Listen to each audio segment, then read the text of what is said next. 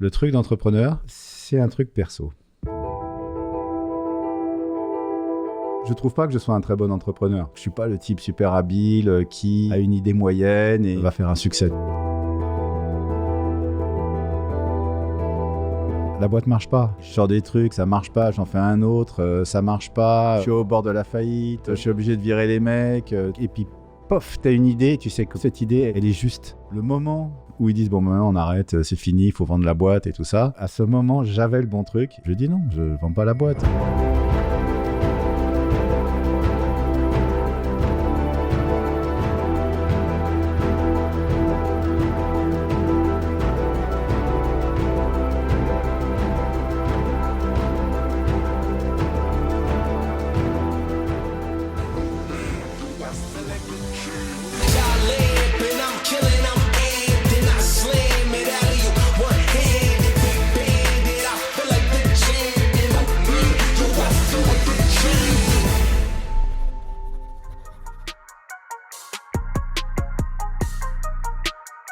Quand j'étais jeune, j'étais bien flippé aussi. Un peu bon à rien, tu vois, un peu vraiment glandeur, quoi. Je m'étais inscrit en médecine. Putain, ça me tombait des bras, les cours de médecine et tout ça, ça me tombait des bras. Bon, donc je foutais rien, j'allais au Palace.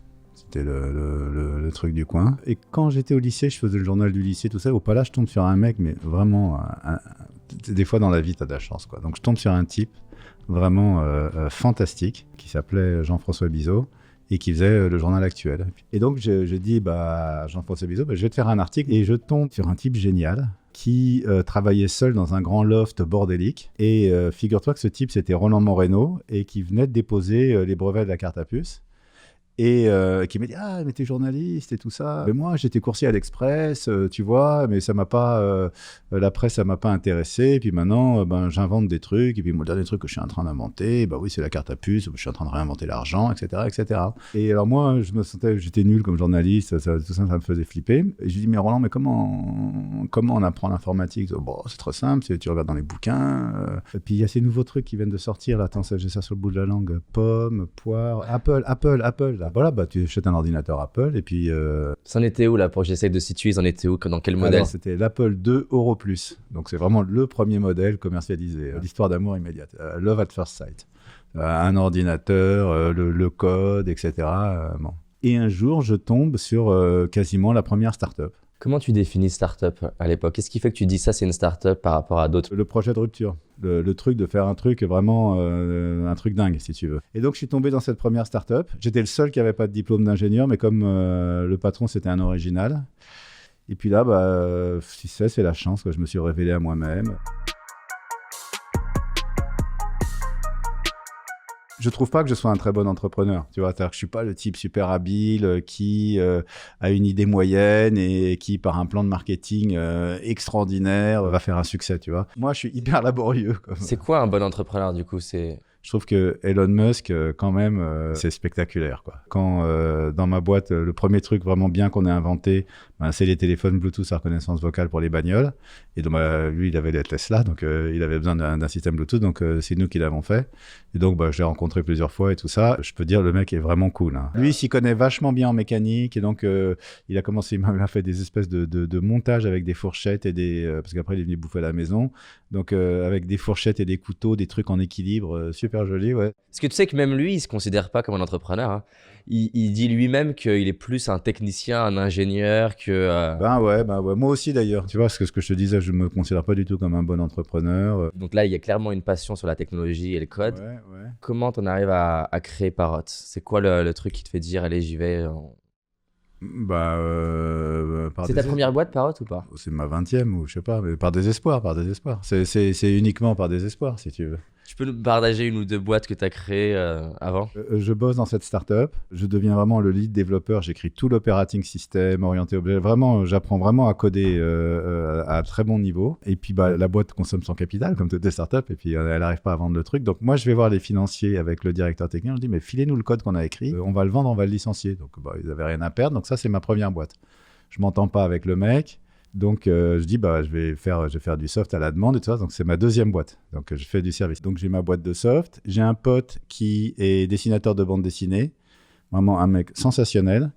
Et on avait déjà commencé à faire des trucs computer graphiques pour des télés, tout ça. Donc, je monte une boîte computer graphique, 3D graphique pour effets spéciaux pour le cinéma. Sauf que la boîte, on fait de la 3D, etc. Moi, je construis les ordinateurs, le code, lui, il fait les dessins. Mais bon, au bout de 4 ans, 3-4 ans, ça marche pas. Donc, j'arrête. J'aide un copain à monter sa boîte dans la mode. Donc, c'est Christian Louboutin. Après, je fais Parrot. Donc, voilà, quoi, ça en fait...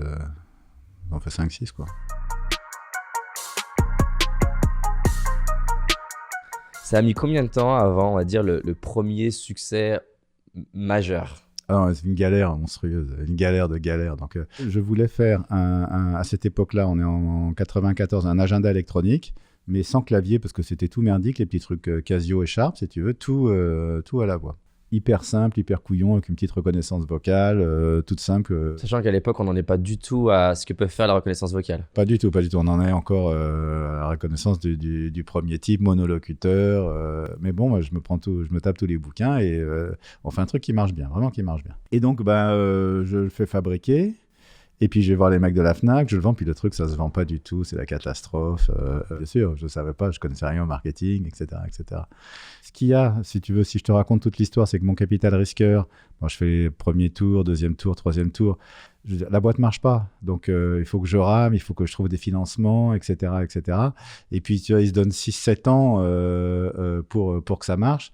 Et moi, au bout de 6-7 ans, ça marchait à peine, si tu veux. Quand tu dis à peine, c'est-à-dire que la boîte était pas rentable. Moi, j'ai tout connu. Les boîtes pas rentables, les capitaux risqueurs qui veulent plus mettre d'argent.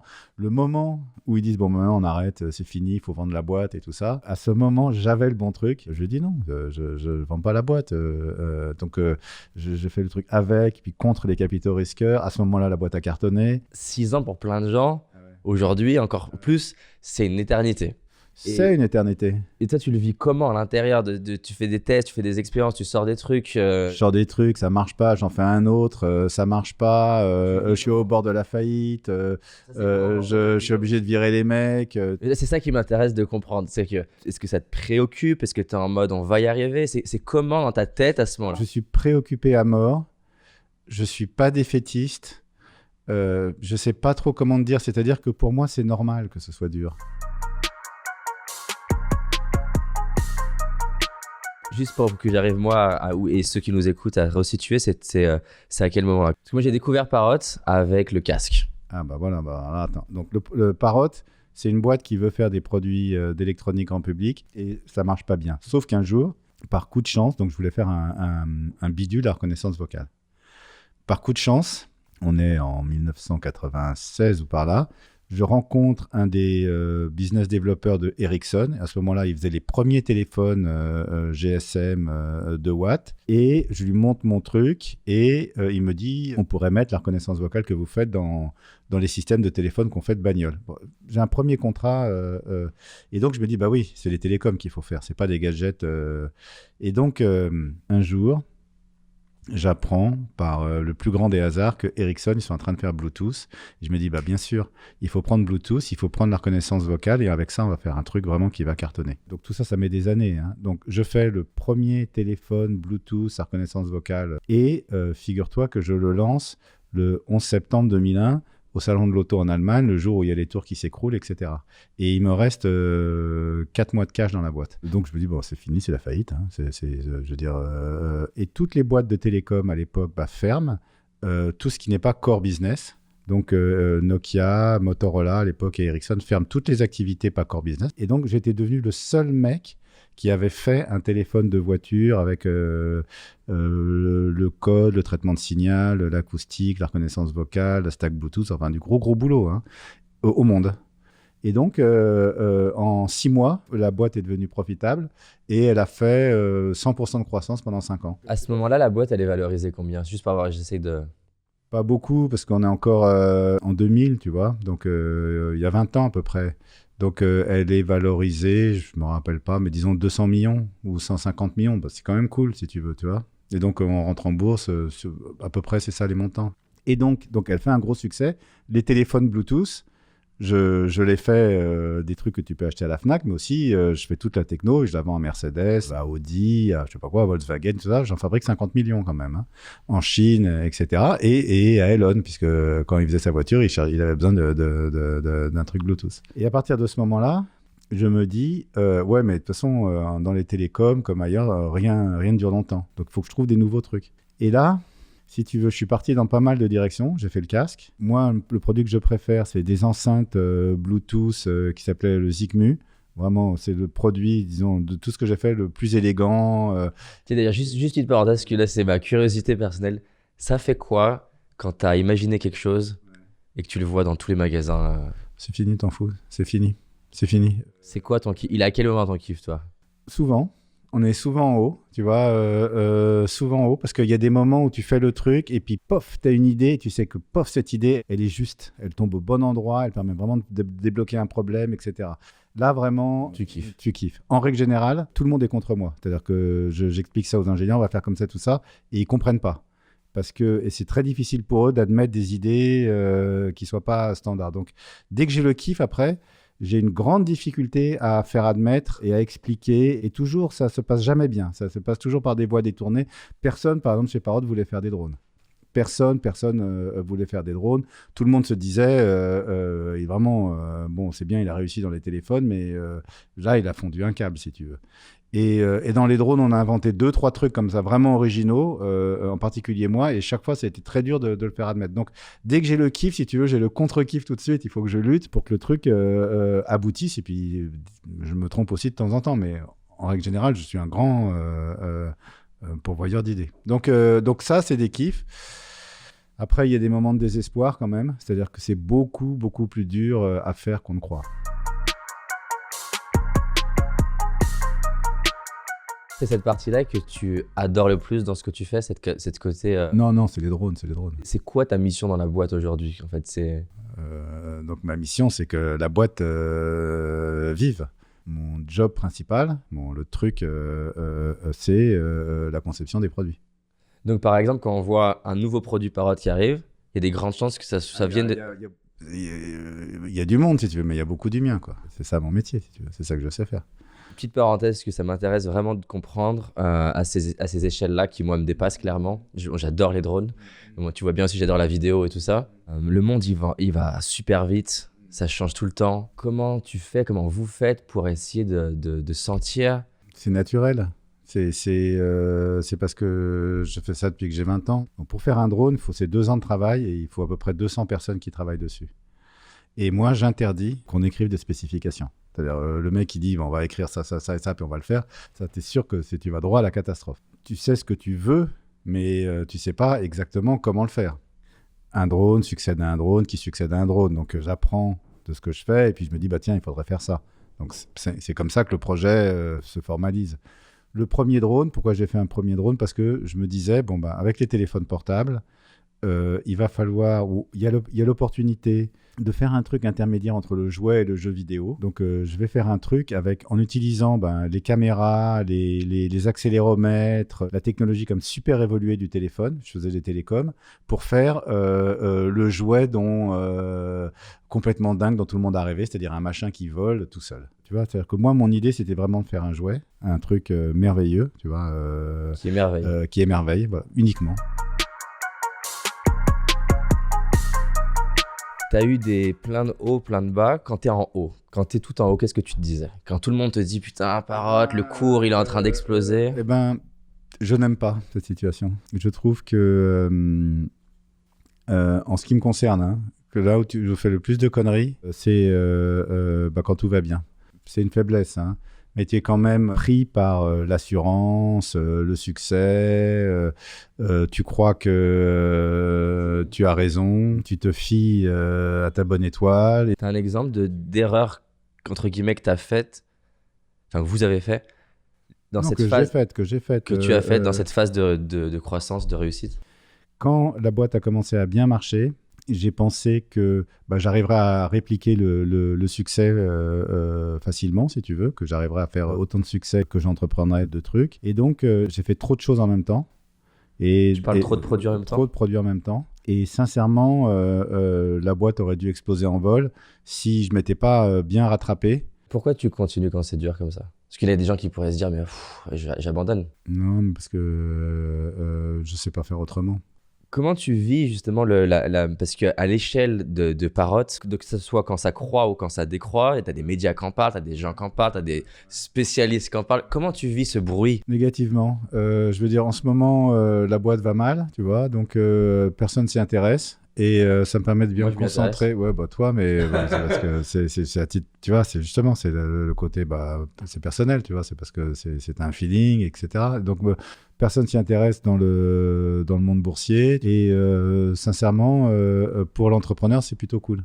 Parce que tu peux Le succès est hyper dangereux. C'est ça que je voulais te dire. Hyper dangereux. Et il est nécessaire, parce que tu fais quand même ça pour le succès. Mais le succès te fait dérailler souvent, tu vois. Donc, quelque part, ouais. Même quand ça paraît plus difficile, il y a un vrai avantage dans la créativité que ça te donne, la liberté d'esprit que ça te... Ouais, bien sûr, parce que ça te permet de te concentrer, bien sûr.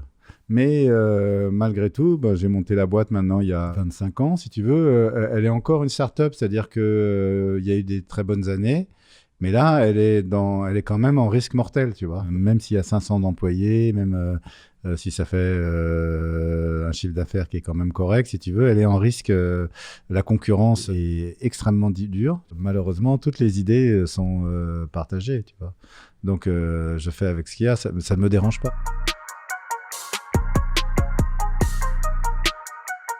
Moi, ce que je trouve super beau chez l'être humain et dans la vie, c'est comment il existe plein de chemins possibles pour se créer une belle vie et qu'il n'y a pas une case. Je trouve ça génial et pour moi, c'est un beau cadeau pour plein de gens qui nous écoutent de se dire, tiens, en fait, il y en a qui pourraient se dire, mais moi, je peux pas faire tel truc parce que je correspond pas à l'image que j'ai de ce qu'il faut pour être entrepreneur, ou ça peut être sportif, ou ça peut être artiste.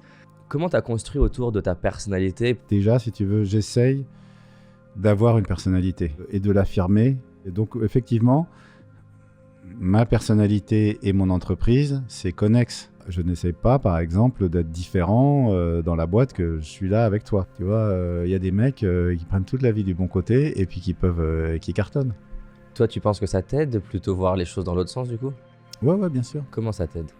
Je sais pas, je pense que la vie est dure. C'est dur émotionnellement, c'est dur d'avoir des rapports construits avec une femme qu'on aime, c'est dur de gagner de l'argent, c'est dur de faire des trucs originaux. Je pense que la vie est dure et je trouve que c'est cool.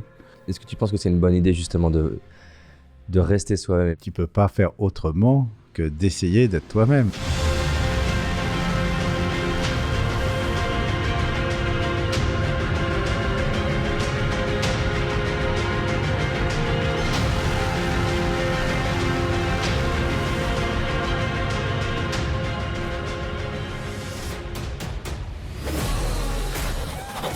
J'espère que la vidéo t'a plu, en tout cas ça a été beaucoup de boulot. Je souhaite vraiment que peu importe le regard des autres, peu importe la peur d'échouer, tu fonces et tu ailles réaliser tes rêves. J'ai identifié 6 obsessions contre-intuitives que les gros entrepreneurs ont et qui font leurs résultats. Quand je dis gros, je parle d'Elon Musk, Steve Jobs, Jeff Bezos, Warren Buffett. Ces 6 obsessions ont permis à mon entreprise de décoller et ont permis à certains de mes clients de faire jusqu'à x10 la même année. Donc si ça te dit, tu as envie de recevoir ça, je te l'envoie dans ta boîte mail, clique juste ici et tu vas le recevoir. Fais-le maintenant car je change régulièrement de vidéos gratuites. Rappelle-toi, cette année c'est notre année et on avance ensemble.